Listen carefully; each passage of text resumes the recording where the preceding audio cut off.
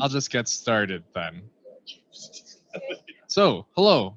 Once again, my name is Jared. Let's see.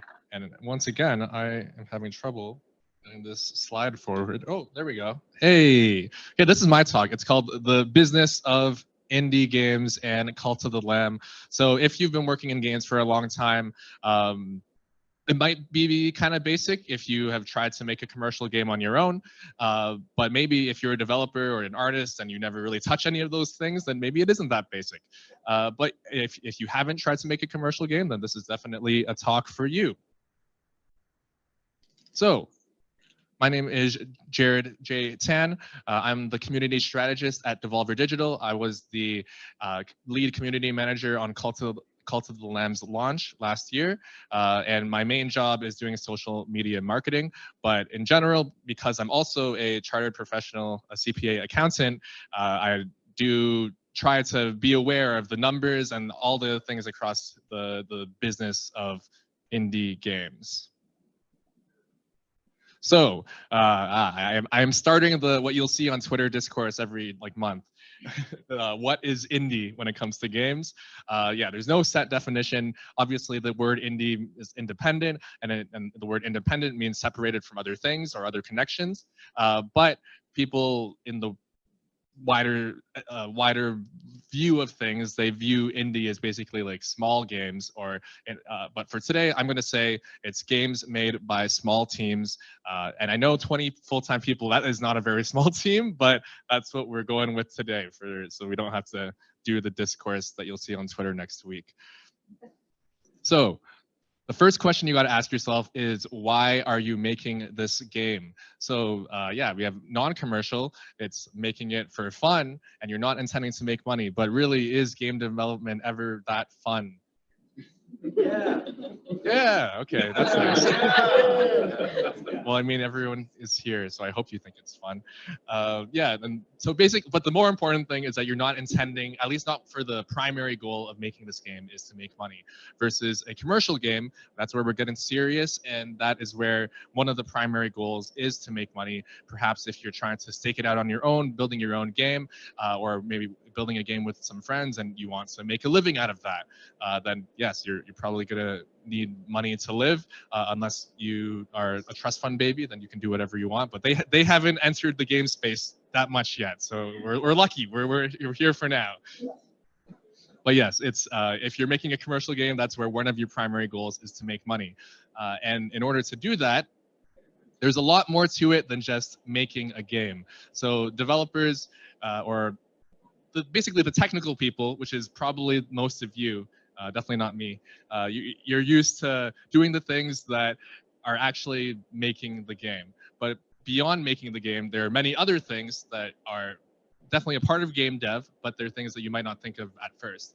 Things like QA, which obviously is a very specialized skill. There's people who are specialists in QA.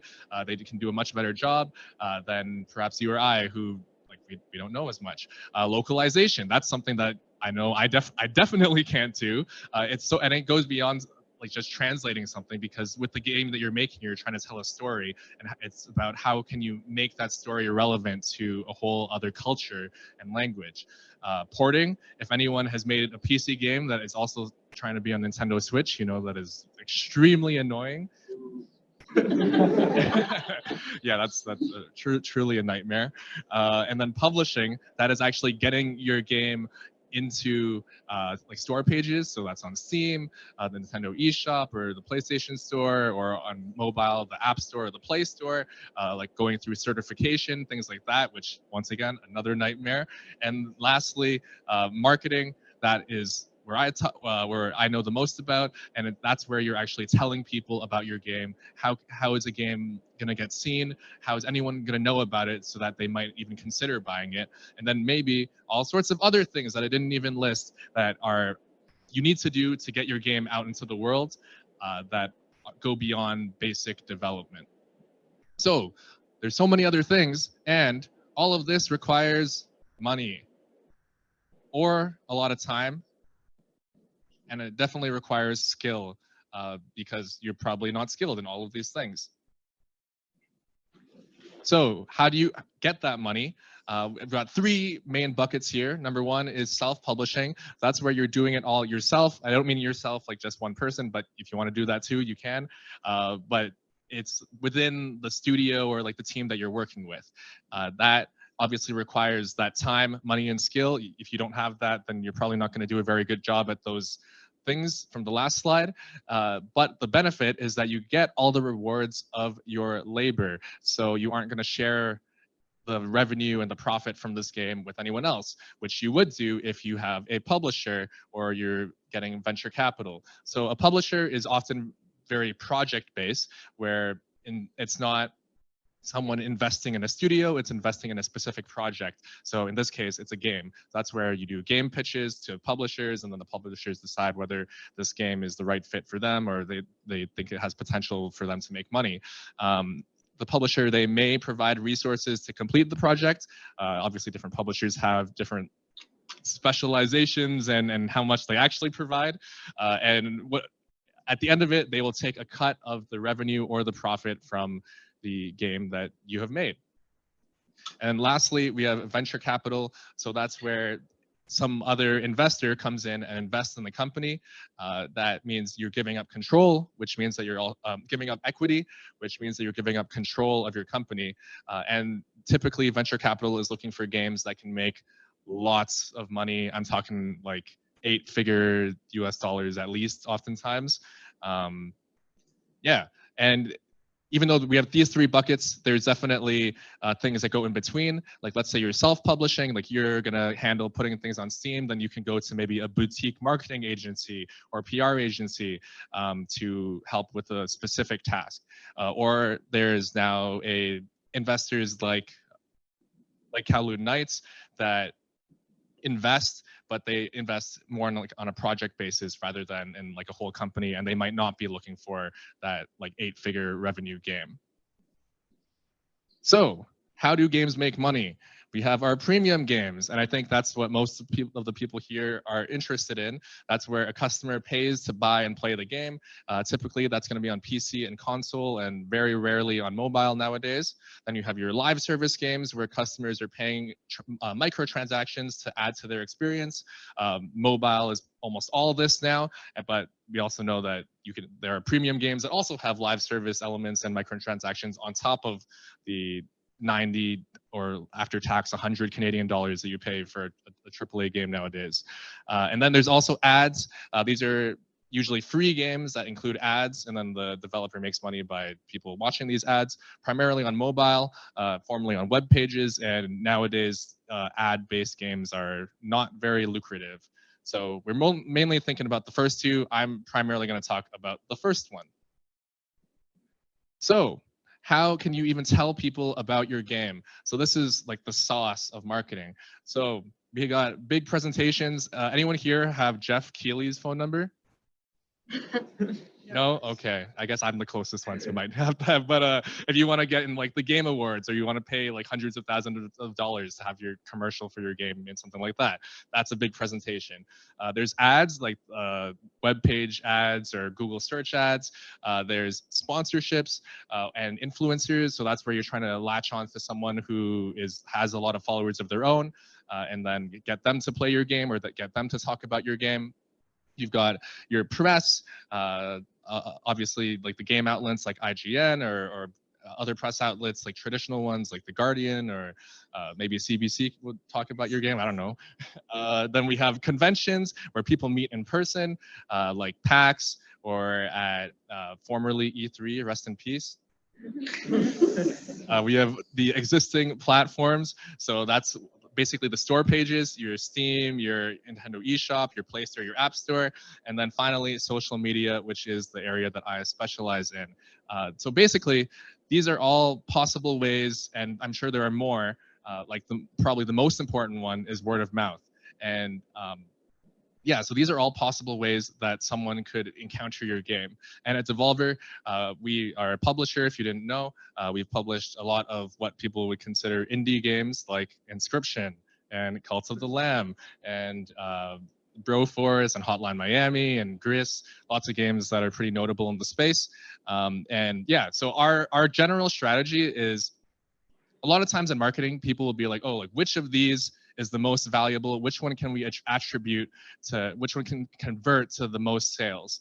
And it is extremely difficult to do that because, well, firstly, before Steam didn't even use UTM like tracking links, so you wouldn't even be able to tell how did someone come to your page.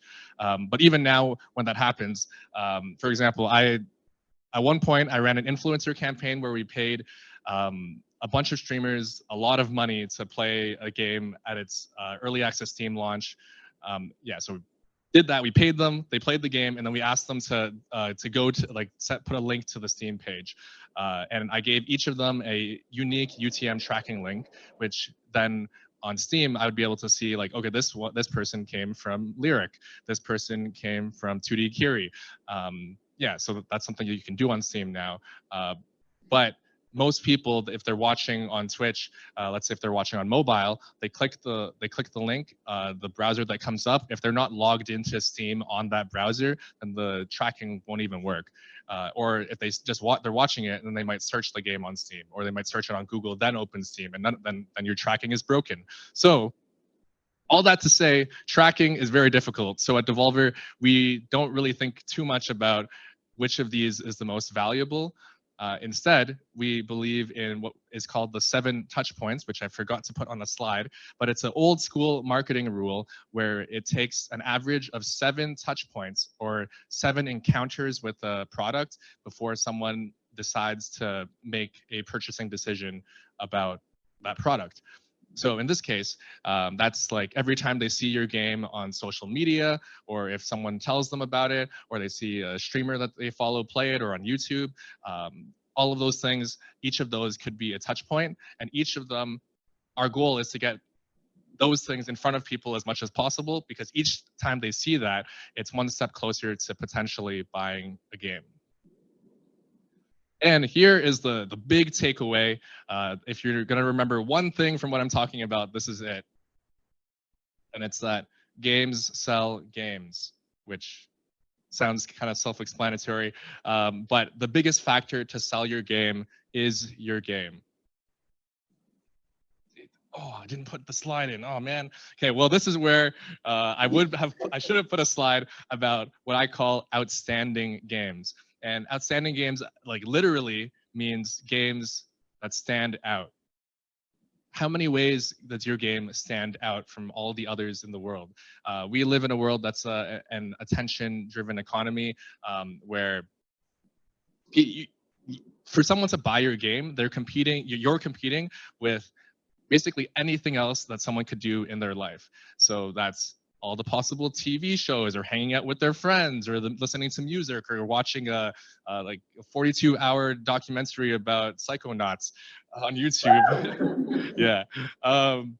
All these possible things. And Nick Command from AgroCrab at GDC, he said, touching grass is better than most games. I would agree. So yeah, just think about it. All the possible things that someone could do in their life, that is what you're competing for someone's time, and then money to convince them that your game is worth playing versus all of those other things. So this is where you got to think about, how does your game truly stand out? How does it provide a different experience than all the other things? Otherwise, you really don't even stand a chance to start from. And that's because platforms are driven by revenue. A platform's goal is to make money. So Steam, on Steam, Valve's goal is to make money. And they do that because they take a cut of all the revenue on the platform, which means that they make money when you make money. And yes, people have limited time and attention. How are you going to make the most of it?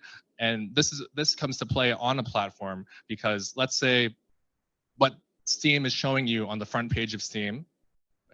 Oh, here we go. Nice. I actually put the slide in. So the front page of Steam today, I can see Dredge, which is the new indie game, as well as these other games and London Games Festival.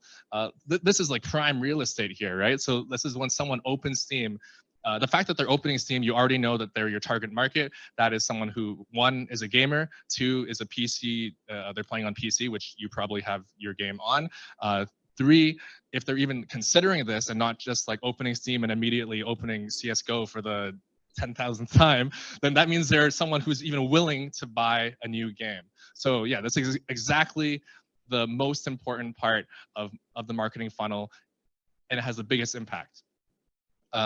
So what is being shown on the front page, this is stuff that's being shown to everyone around the world. And even if you're not on the front page, the stuff that shows up in the games you might like or other recommendations, that is the way that Steam allows you to be discovered by other people and therefore be discovered by new customers. So this is really prime real estate. And for Steam to make money, they need these games to be high conversion. So they want to show games that actually people have a chance of buying.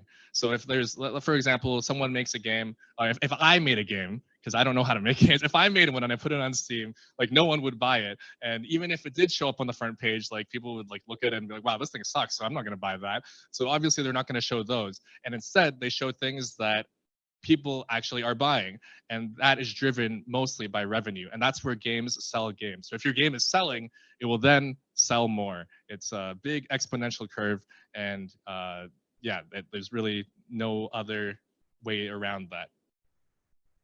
So yes, game, sell game. Once again, the biggest factor to sell your game is your game, and this is where we talk about Massive Monster. This is the developer of Cult of the Lamb.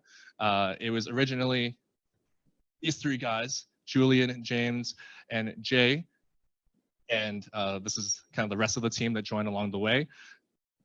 And they made, when they made Cult of the Lamb, they weren't thinking of a game, they weren't trying to make a game that was aiming to go viral on social media. If you are on social media, you've probably heard of Cult of the Lamb, how big is our cult? Cult of the Lamb sold 1 million copies in 10 days after launch. And it was a gold new release on Steam in 2022. That means it was a top 24 revenue new release on Steam last year, alongside games like God of War, Persona 5. I think under that is Spider-Man, Final Fantasy VII Remake. So that's who you're competing with on Steam, and Cult of the Lamb competed with them in that last year. So our cult is pretty big. And if you don't know, well, congratulations, because that probably means that you aren't on gaming Twitter if you don't know what Cult of the Lamb is. But it's a game where you start your own cult of cute woodland animals, and you'll go, it's also a dungeon roguelike mixed with a colony sim. So you'll go into the dungeons, you will fight enemies and sometimes convert them to your belief system. You'll bring them back to your colony, and there you will have to take care of them by building structures, farming and feeding for them, and sometimes even sacrificing them if they don't believe in you anymore. So yes, is this truly a big cult? This was our Twitter followers the other day, 226,000 Twitter followers. And yes, I think we are the biggest cult. A lot more than Scientology now. And once again, how big is our cult? So this pink line is the revenue on Steam from Cult of the Lamb in the first 3 months from when I started working on it. And that's our Twitter followers, TikTok followers, Discord members, a lot of people. So yeah, at that time, Twitter was over 150,000, TikTok over 200,000. And all of that really pales in comparison, because I told you already that revenue was, sales were 1 million in 10 days. And even you added up all these followers or members, that's only less than 500,000. So yeah, a lot of people, just being big on social media, that is a very small factor. And once again, the biggest factor is what actually happens in Steam. Yeah, pink line, sales. So what I like to think about is what I call a noob mindset. And what does the game or whatever content or whatever you're making look like to someone who doesn't know anything about it? What kind of impression does it give right away? So these are a few, now I'm going to talk about a few things that the dev team were thinking about when they were designing the game, and how those ended up connecting to social media and allowing us to go viral, but more importantly, making it a game that stands out in the 1 or 2 seconds that someone might actually give time to look at your thing. So these are called what they call trailer moments. moments that look very impressive, moments that people will remember, moments that show something interesting about the game. So this is on this side, it's very choppy. On the stream, it's actually quite nice, but this is the sacrifice ritual in the game. There's a part of the game that actually forces you to do it, even if you don't, like, you might be like, oh, like I want to do like a pacifist run and not kill any of my followers. No, you're forced to do it, so you're forced to see it. And it's a very cool animation. And James, the art lead, he felt that he spent like so much time on these key animations that you're forced to see and are very flashy. And could end up in trailers. He said that he probably spent too much time on them versus like the time that he spent on all the other animations. But by making these specific moments very impressive and then also say something about the game, for example, here, if you think of a cult and you think of a sacrifice there, you might think there's an altar, someone has a dagger and like stabbing someone lying on the altar. Very like, that's very normal cult things, I think. They obviously upped the ante here with this tentacle monster coming out of the ground, and to make it even more so, the characters like smiling while they're getting dragged underground. Next, they thought about supporting the fantasy. So this is where they brainstormed different mechanics, supporting the fantasy of start your cult of cute animals, and then if anything what didn't fit that fantasy, it got cut. So James, one day he was watching John Wick and he realized that everything in the world was assassins. And that's where they decided to build a world of cults where the bosses are bishops, the enemies are cultists, and there's religious imagery everywhere. And I think this is this a GIF? Oh, okay. It's kind of working. But this is, you can see the fantasy. This is a bishop boss. All the bosses are bishops. They start off in like this conservative kind of like reserved space, and then this huge animation. This was one of the animations he thought of as a trailer moment, and then I ended up using that in many different TikToks on social media. It ends up in the trailer. Very impressive, but it also says something about the game. And then this is expectations and surprise, and these do well on social media because you're surprising people, you're subverting expectations. Starting with the question, people actually have a connotation of what a cult is, so you can like saying cults of cute animals already, that's kind of funny. It also fit with their art style from their previous games, and then they also chose a lamb as the main character to subvert the religious connotations around lambs. And the one thing I forgot to put here was very important, probably the most important one, was the idea of the 4-word pitch, where originally they had the gameplay loop of going into dungeons and then getting like followers and then bringing them back to a colony. So that gameplay loop was there, and it seemed to be like a good thing to build around. So they tried to build some sort of fantasy around it. And at first it was something with like you were a god who had fallen from the world of the gods, and then you had to like get more followers, and it was very complicated. That was way too complicated. So instead, they decided to try to make it so appealing that it could fit within 4 words. So that when you pitch the game, you just start with something like start a witch's coven or start your own hell. And in the end, start your own cult. And that's how they ended up at this. And oh, I wonder why it's like that. But this is this slide. So most importantly, we are all developers, or we're all creatives here. You guys are the developers, but like everyone here, you're in the games because you believe in creativity, because you want to make something new, you want to make something your own, and that is probably something that stands out. So if you follow that, truly taking a good look at what you're making and assess how it stands out, then I think that game has a fighting chance. Thank you.